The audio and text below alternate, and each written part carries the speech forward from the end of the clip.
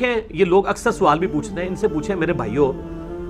سورہ اخلاص دعا تو نہیں ہے، دعا کی جگہ دعا ہی لے گی، یہ پبلک میں مشہور ہے، میں نے کئی دفعہ بتایا ہے، مسئلہ 130 میرا وتر پہ، اس میں بھی میں نے بتایا ہے کہ جس کو دعائے قنوت یاد نہیں اس کی جگہ اور دعا پڑھے، اور سب سے بیسٹ دعا بخاری مسلم میں آئی ہے، ربنا آتنا فی الدنیا حسنہ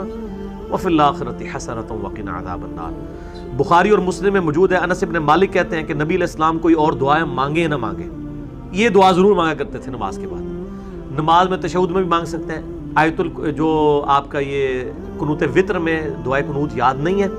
آپ یہ دعا پڑھیں، اور دعائے قنوت بہتر ہے کہ اس کو یاد کریں۔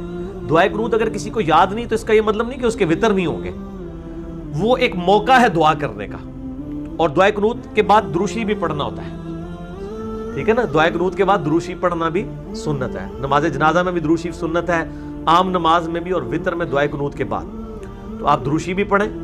اور ربنا آتنا فی الدنیا پڑھ لیں، رب اجعلنی پڑھ لیں، کوئی سی دعا پڑھ لیں، آپ کی دعائے قنوت کا ایکویلنٹ ہو جائے گی۔ اس میں یہ نہیں ہے کہ دعائے قنوت ہی پڑھنے سے نماز ہوگی، افضل تو وہی ہے۔